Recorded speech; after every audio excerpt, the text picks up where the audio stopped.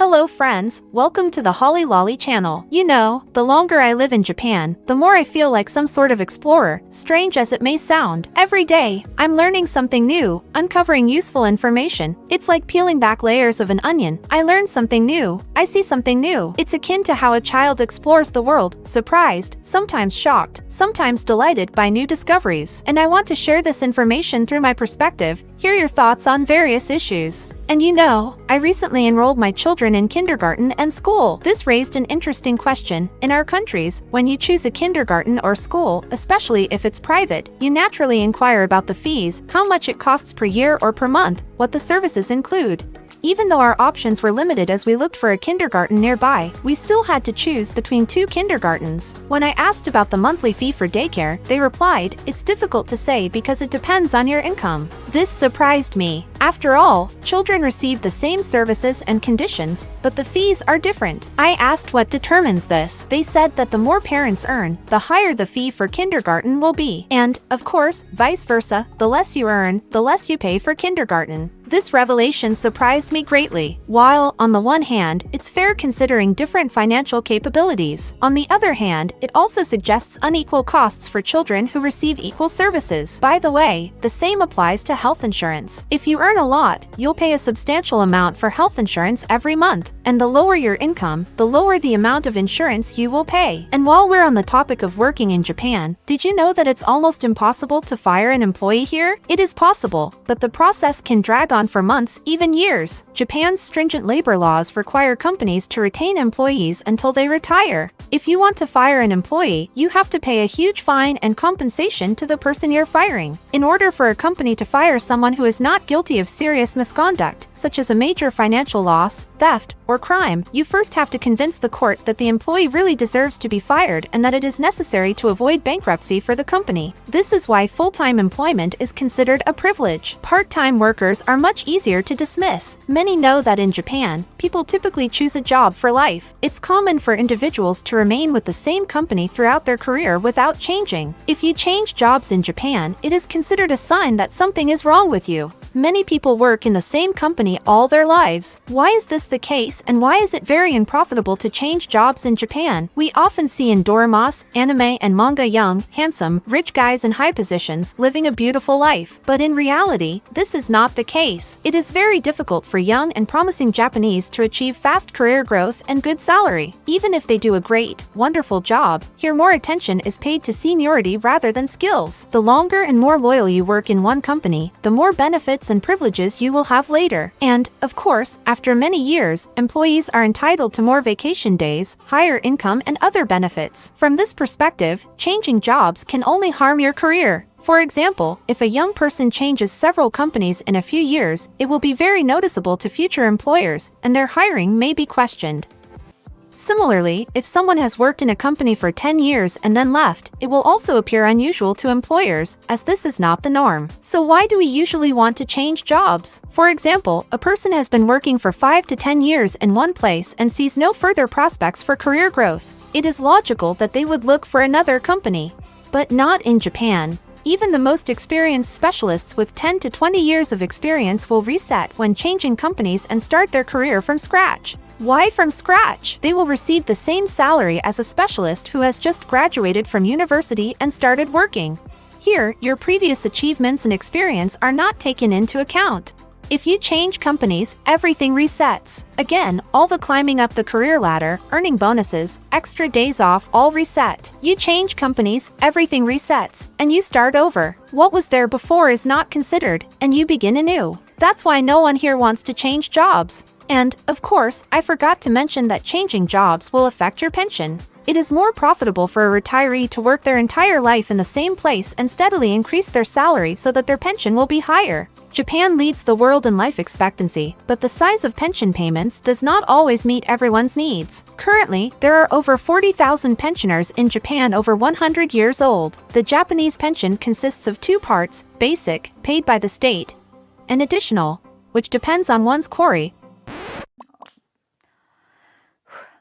which depends on salary amount, length of service, and company. The average basic pension is about 50,000 yen, and the supplementary pension averages 140,000 yen. totaling approximately $1,300. Impressive, right? But everything is relative. Life in Japan is very expensive, especially in big cities like Tokyo. Some people have to save a lot just to live on this pension. Unfortunately, there are situations, as I have been told, where pensioners resort to drastic measures, such as throwing themselves under bicycles to get paid for necessary treatments they cannot afford. And this is not an isolated incident. In general, I have heard from acquaintances and read on forums and Facebook about such cases and the advice given in these situations. For instance, a woman threw herself under the wheels of my 16 to 17-year-old child's bicycle and later asked for all her treatment costs to be covered, which amounted to a very large sum. Of course, Japan is a very safe country with very sensible, good people, but such incidents do occur. So, if you are in Japan, stay vigilant. Cars here drive at a maximum of 30 kilometers per hour. Speeding is not allowed. And cyclists need to be cautious too to avoid such unpleasant situations. Whether the person was crossing the road accidentally in the wrong place or due to life circumstances, causing a collision with a cyclist to cover medical expenses, it's important to be aware of such situations. As they say, knowledge is power. I often see elderly people working even in their old age. For example, don't be surprised if you get picked up by an 80-year-old taxi driver. The national government has announced that the age limit for taxi drivers will soon be raised from 75 to 80. Personally, I think this could be risky for both passengers and the drivers themselves. I don't believe it's wise for people of such advanced age to continue driving. What are your thoughts on this? Please share them with me in the comments. You know, I decided to bring up a rather heavy topic. Many of you often ask me in the comments to talk about Japan, its statistics, and everything related to it, right? I haven't discussed this topic for a long time because, to be honest, I have some conflict between my feelings and the information I'm comparing. Because if you Google Japan, you'll see that Japan ranks first or among the highest in the number of self-destructive behaviors per year. However, many long-term residents I know say this hasn't been true for a long time and it's not as significant a problem now. I mean, it exists, but not to the extent it used to, so it's become somewhat of a myth. I'm not sure if that's entirely true, but personally, I ride the subway frequently, and about once every week or two, when transferring between lines, I receive a notification on my phone that a certain line is temporarily closed due to an incident, causing delays and overcrowded platforms. I take a screenshot, translate it, and read that someone has thrown themselves under a train on that line, leading to service disruptions. It's very sad that people choose to end their lives this way. It's difficult, really difficult, especially not knowing the person or their reasons. Nonetheless, it's heartbreaking every time, making you wonder why they felt driven to such an extreme. By the way, the profession of psychologist isn't widespread in Japan. Going to a psychologist is considered somewhat unusual here. This is strange because Japanese people are often reserved, and there's frequently no one to talk to about their problems. I believe that if more people sought help from psychologists, many situations could be avoided. Speaking of the railways, I'll also mention how the government is tackling incidents of people throwing themselves in front of trains. It used to happen almost daily. If someone does decide to jump in front of a train, they know their family will be burdened with paying significant sums for the disruptions, compensating for losses, and possibly addressing the emotional impact on the train driver. Why do such drastic measures occur so frequently? Japanese culture has a long history of acceptance of extreme actions. Samurai chose to end their lives to avoid dishonor, and acts of desperation were admired among Japanese warriors during combat. Buddhist monks also sacrificed themselves. Today, most of those who take their lives in Japan are unemployed individuals, particularly those who are single, this being the second leading cause of such tragic actions. Japanese people are often single and struggle to find a partner to start a family. Other common reasons include inability to secure employment, repay debts or loans, overwork, exhaustion, social pressures, health issues, academic pressures, and sadly, even school bullying. In general, discussing these sensitive topics is considered taboo in Japanese society, so even close friends may not always be ready to share concerns about it. However, statistics indicate that a quarter of the population has contemplated it at least once. This topic is difficult for me to discuss, so my thoughts might not be articulated perfectly. In our lives, we often experience low points. In Japan, my mood often fluctuates.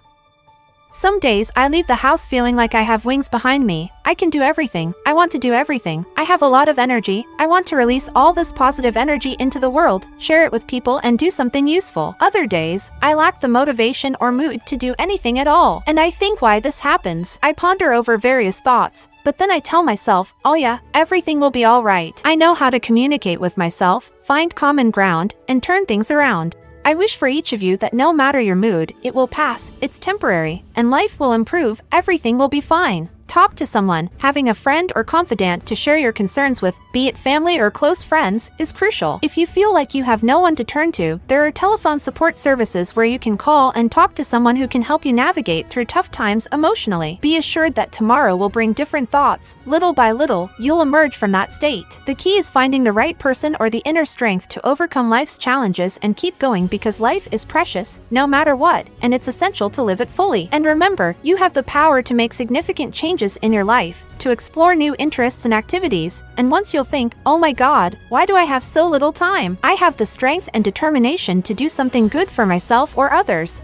Now let's talk about the secrets of Japanese slenderness and why they don't get fat. And, you know, while some girls are thinking about what to eat to lose weight, Japanese women have been sticking to a proven menu for decades. You know, I've read a theory that I'm going to share with you now, and I'm curious what you think about it. I agree with it in some ways, and in some ways, not. In general, Japanese women do not age and do not get fat because they eat the following foods. Rice, of course, is the basis of Asian cuisine and the most important element in the food system of any Japanese.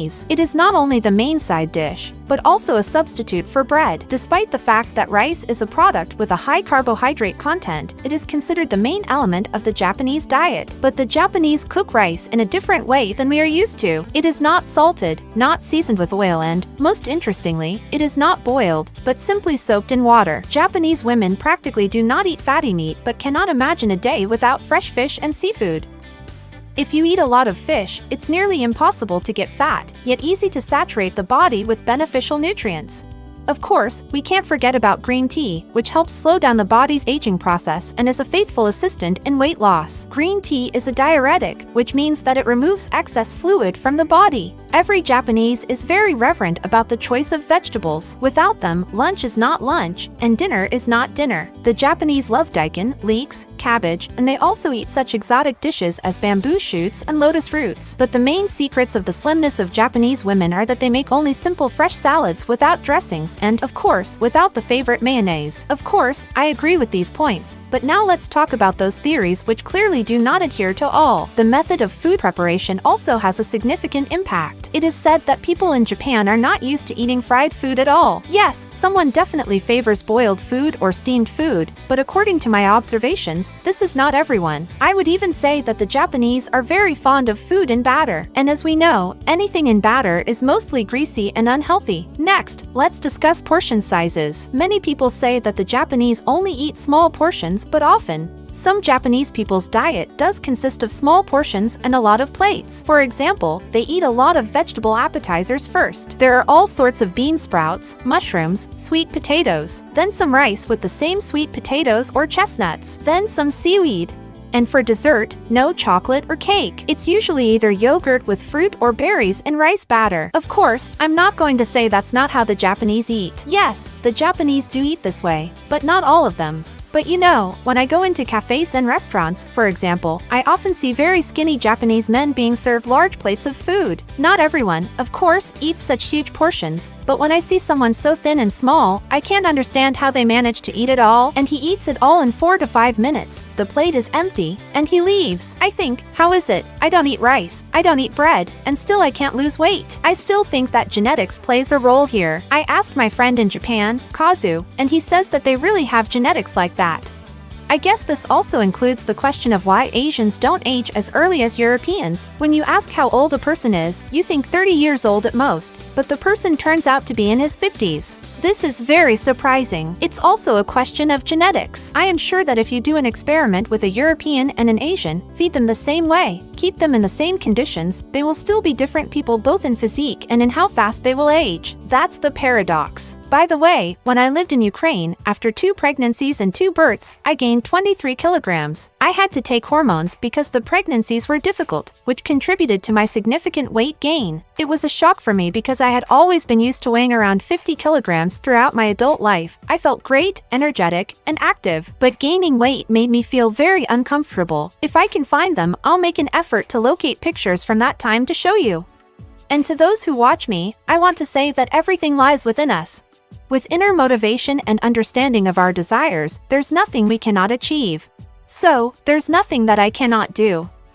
And at that time, how long did it take me? It took me about 6 months to lose weight. I lost 23 kilograms. I visited a nutritionist, and she provided me with a diet plan. That is, I did not starve. I ate the right food, completely cut out sugar, completely cut out bread, fruit, although I really adore fruit. By the way, I missed having fruit back then, but it contains a lot of sugar, so I had to eliminate it. And here in Japan, they're terribly expensive. So I'm back on my diet.in general. You eliminate certain foods from your diet, but you maintain a well-balanced diet to avoid upsetting your stomach because you still need to live and function. That's why I lost weight relatively easily, though I wouldn't say it was effortless, but I did so without harming my body. And here in Japan, I have gained almost 4 kilograms in a year and a half, and I keep trying to lose them. I go to the gym, and because there are completely different products here, although there are some similarities with our country, there's so much that I don't know and don't understand what to do with them, what they contain. I feel like everything here is high in calories. No matter what I eat, it feels like I've only had a little, yet when I step on the scale, I see weight gain again. My husband even says it's a country of gluttony. He thinks Japan is a country of gluttony because perhaps nowhere else offers such a variety of tasty and healthy, and sometimes not so healthy, foods. I mean, wherever you go, you'll still encounter some flavors on the streets, and you want to know, oh, what's in there? What's in there?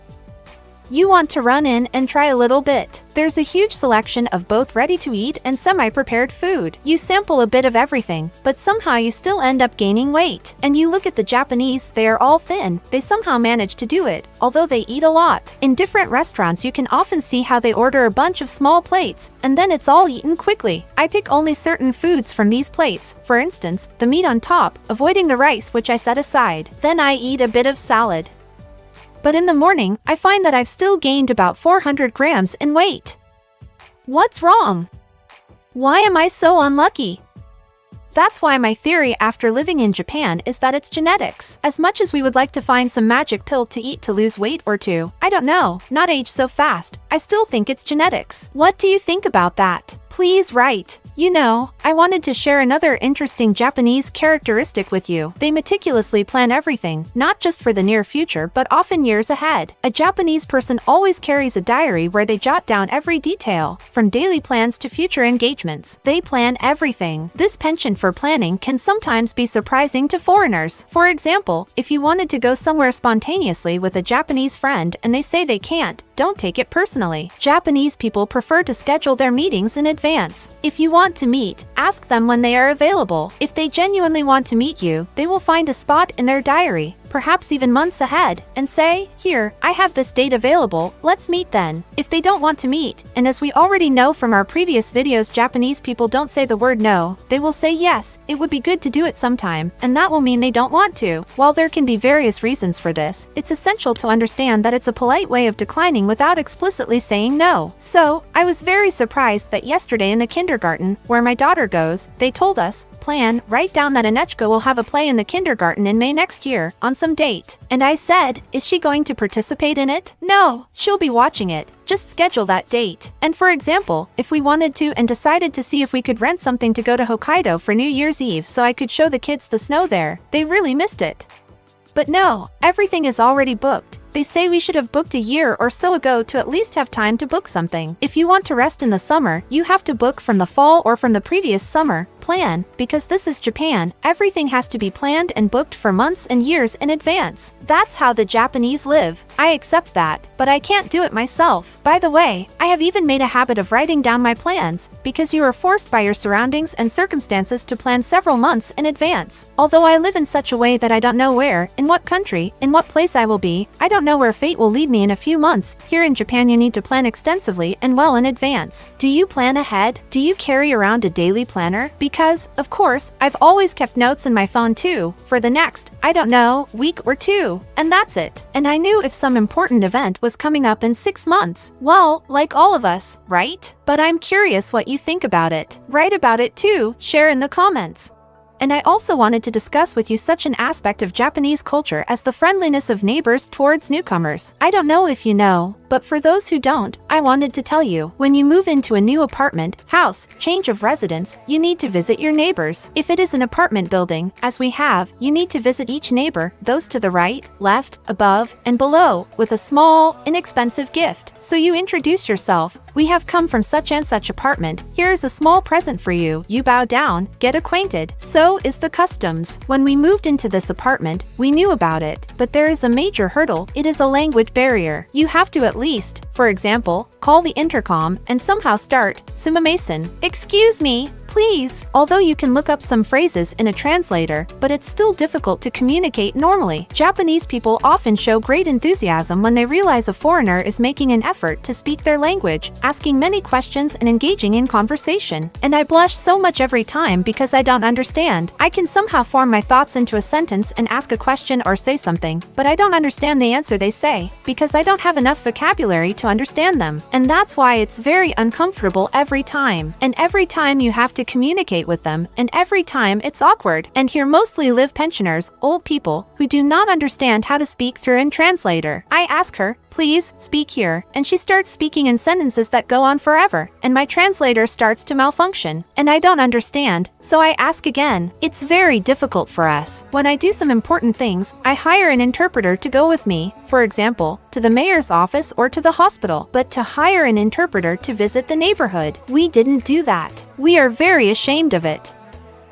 The neighbors still end up periodically coming to us from different apartments, bringing us something, and only then do we find out which apartment they are in. Then we go in return, although our communication is very strained, but we gratefully bring them something and get to know them. Somehow, like clumsy piglets, we moved here. Just 2 days ago a woman came to us. I was not at home. I was absent with my children. My husband was. And he was having a conference. Because we work remotely, he was having an online conference. He says to everybody, wait please. He goes out to the neighbor. The neighbor gives him a gift. It's all wilted by now, but I wanted to show it. This is the ikebana that she made with her own hands. Started telling us what kind of apartment she's in. My husband says to me later, she said nano, and she said IRO. He said, I started to think what the number IRO was. I didn't learn that number, so I missed the third digit while I was thinking. Well, anyway, some neighbor came from the 7th floor. Look for her on the 7th floor. Thank you, darling. She also brought some kind of container. Put some nuts in it. I'll try to show you. Chestnuts. Not chestnuts, I beg your pardon, acorns. Japanese people love to make things with their hands, like, for example, greeting cards. They make postcards like we can buy at the store. They are so voluminous, beautiful. Here the Japanese do it all by hand and give it as gifts. They appreciate handwork very much. But I'm not skilled with my hands. I do not know how to draw and make beautiful handicrafts. I can do something very, very simple. Fate has not gifted me with any such special skills of needlework, so unfortunately I buy and give what I bought. And one neighbor brought us a handmade bag. Oh God, thank you very much, very insanely nice, but it's a pity that in return I could not do anything to her. For one thing, it's a lot of time to have. I really appreciate them, am grateful for them, and of course, I buy something ready-made at the store, at Konbini. I wrap it all beautifully. And also my daughter was once signed a card by her teacher, who doesn't know our language at all, but she translated it through a translator and wrote her wish so calligraphically. I think that once a month in the kindergarten they congratulate everyone who was born in that month, and when they congratulated her, they made a card by hand and wrote wishes to us. I was shocked, because I thought, I can't write in my language as beautifully as you did in my language. Every word was so calligraphically written there. Of course, because of the fact that they write hieroglyphics very beautifully, everyone here is skilled with their hands, and it's very cool, and it's very appreciated. It's mega nice. Friends, everyone, a huge thanks for watching this video. I really hope that you got something valuable from this video, learned something new, and see you in new videos.